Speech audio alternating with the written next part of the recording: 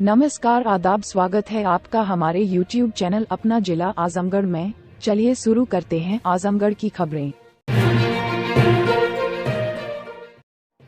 आजमगढ़ के फूलपुर भाजपा नेता अनिल राजभर ने सपा के राम गोपाल यादव द्वारा प्रभु श्रीराम के मंदिर पर की गई टिप्पणी और परिवारवाद पर सपा पर जमकर निशाना साधा है। मंत्री अनिल राजभर ने कहा कि भारतीय जनता पार्टी कभी आराम नहीं करती है। भारतीय जनता पार्टी का अभियान हर दिन, हर घंटे, हर मिनट अपना अभियान चलता रहता है। दुनिया को अपने पीछे चलाने वाला भारत बनाने का ये चुनाव है। कुछ देश इस चुनाव में कांग्रेस सहित अन्य पार्टियों के विपक्षियों को मिलाकर भारत को पीछे करना चाहते हैं। यह इतिहास बनाने का समय है। खतरा कांग्रेस, बसपा, सपा को है, क्योंकि यह खत्म होने जा रहे हैं। ये समाज को ठगने वाले हैं। अन्य जातियों के आरक्षण का विरोध हर बार सपा सरकार के द्वारा किया गया। पिछड़ों के आरक्षण पर डाका डालने का कार्य सपा मुखिया अखिलेश यादव ने किया है। सपा के राम गोपाल यादव के बयान पर मंत्री अनिल राजभर ने कहा कि भगवान राम के भक्तों पर गोली चलाने वालों से क्या उम्मीद की जा सकती है।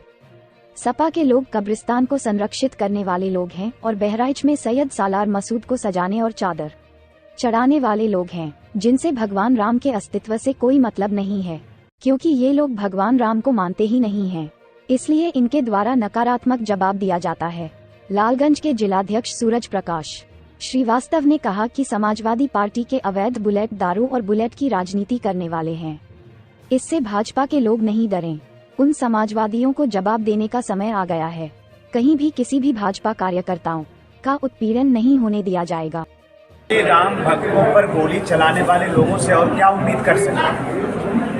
ये तो भगवान राम के अस्तित्व को भी नहीं मानते, तो उनसे हम लोग क्या उम्मीद कर सकते? ये जो कब्रिस्तान को संरक्षित करने वाले और बहराइच में जाकर सैयद सालार मसूद की मजार को सजाने वाले, ये भगवान राम के मंदिर के महत्व को क्या जाने?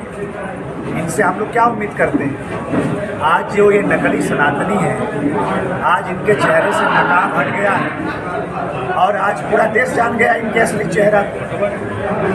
और परिवारवाद की बात है तो आप समझिए ना, पूरे उत्तर प्रदेश के अंदर और कोई यादव समाज का बेटा नेता नहीं बन सकता।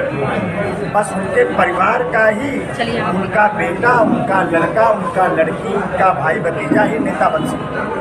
बाकी कोई नेता इनके पास। खबर आजमगढ़ के फूलपुर कोतवाली क्षेत्र में एक दिन पूर्व बुजुर्ग की हत्या के मामले में 3 भतीजों के खिलाफ एफआईआर दर्ज किया गया है। फूलपुर कोतवाली के खुटौली लोधीपुरवा में निवासी बुजुर्ग राजेंद्र यादव 65 पुत्र दलसिंगार यादव सोमवार की देर रात घर में सो रहे थे। राजेंद्र का शव चारपाई पर रक्तरंजित अवस्था में पड़ा हुआ था। बुजुर्ग की हत्या के बाद परिजनों में कोहराम मच गया। परिजनों की चीख पुकार सुनकर मौके पर ग्रामीणों की भीड़ जमा हो गई। घटना की सूचना पर पुलिस भी मौके पर पहुंच गई। पुलिस ने शव को कब्जे में लेकर पोस्टमार्टम के लिए भेज दिया।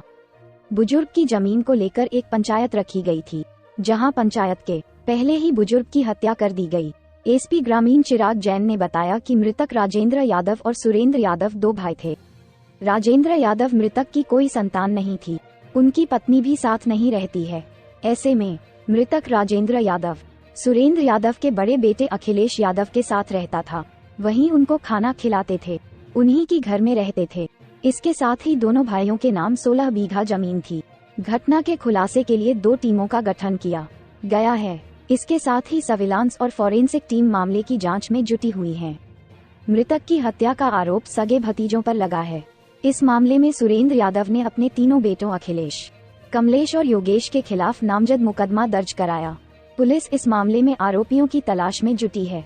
एसपी ग्रामीण का कहना है कि जल्द ही आरोपियों को गिरफ्तार कर लिया जाएगा। जिस सूचना पर तत्काल मौके पर पुलिस पहुंची और मौके पर एक व्यक्ति जिसका नाम राजेंद्र यादव था, उसकी शव पड़ा हुआ था घर के आंगन में ही। इस शव को पुलिस ने नियमानुसार कब्जे में लिया और पोस्टमार्टम के लिए भिजवा दिया गया। इस घटना के संबंध में उसके बड़े भाई सुरेंद्र यादव उससे एक तहरीर प्राप्त की गई है, जिसमें उसने अपने ही 3 बेटों पर अपने चाचा की हत्या करने के संबंध में संदेह जाहिर किया है, जिस तहरीर पर हमने मुकदमा धारा अंतर्गत 302 दर्ज कर लिया गया है।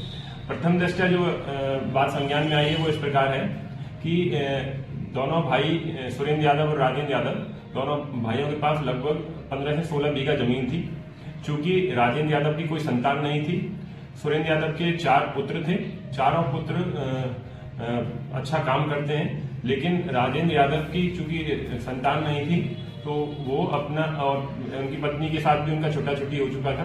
वे सुरेंद्र यादव के बड़े बेटे अखिलेश यादव के साथ रहते थे और वही उनको खाना पिला खिलाते थे, उनके घर में ही वो रहते थे। इस कारण उनमें जमीन को बंटवारे को लेकर विवाद चल रहा था।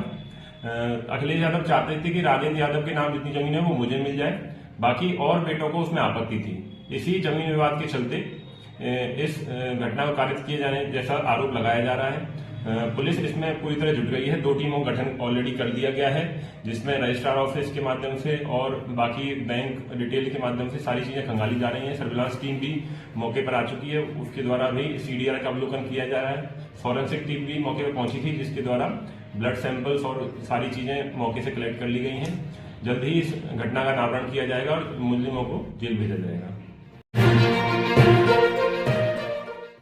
खबर आजमगढ़ में मतदान प्रतिशत बढ़ाने के लिए जिला प्रशासन तैयारियों में जुट गया है। जिला निर्वाचन अधिकारी ने कहा कि लोकतंत्र और अधिक मजबूत हो, इसके लिए आवश्यक है कि अधिक से अधिक मतदाता निर्वाचन प्रक्रिया से जुड़ें और अपना मतदान करें।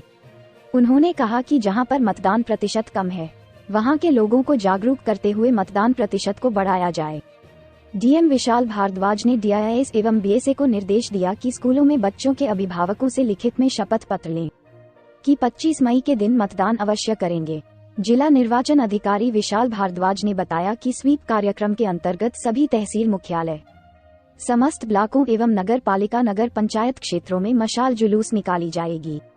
नगर क्षेत्र के अंतर्गत शिबली कॉलेज से पहाड़पुर, तकिया, पुरानी कोतवाली चौक, बड़ादेव होते हुए में मशाल जुलूस निकाली जाएगी, जिसमें कुल 600 लोग प्रतिभाग करेंगे।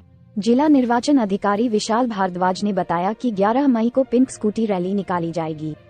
ये पिंक स्कूटी रैली हरियौद कला भवन आजमगढ़ से प्रारंभ होकर कलेक्ट्रेट, सिविल लाइन, रोडवेज, बवाली मोड़, हरबंशपुर, पहलवान तिराहा, नरौली, हाइडल चौराहा, Saroj hospital, life line hospital, Raidopur, Kali Chaura, Kot, Harra की चुंगी तिराहा, मुकीरीगंज, पहाड़पुर चौक, बड़ादेव होते हुए नगर पालिका चौराहा पर समाप्त होगी, जिसमें लगभग 300 नारी शक्तियां प्रतिभाग करेंगी, जिसमें 100 शिक्षिकाएं, पुलिस महिला कर्मी 50 महिलाएं, महिला संगठन से 20 एनसीसी स्काउट्स कैडेट 20 प्रतिभागी आकांक्षा समिति से 20 महिला कर्मचारी प्रतिभाग करेगी।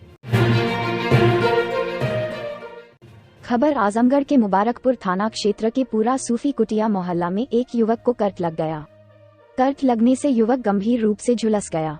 परिजनों ने युवक को इलाज के लिए अस्पताल में भर्ती कराया गया। अस्पताल में चिकित्सकों ने युवक को मृत घोषित कर दिया।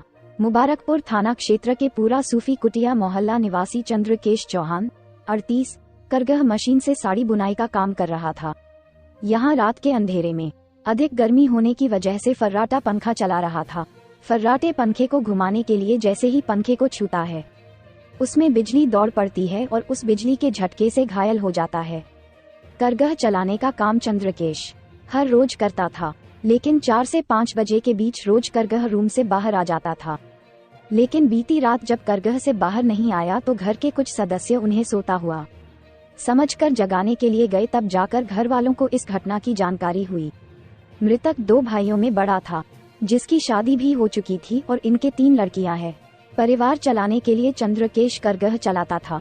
वहीं दूसरा भाई बाहर प्राइवेट कंपनी में काम करता है।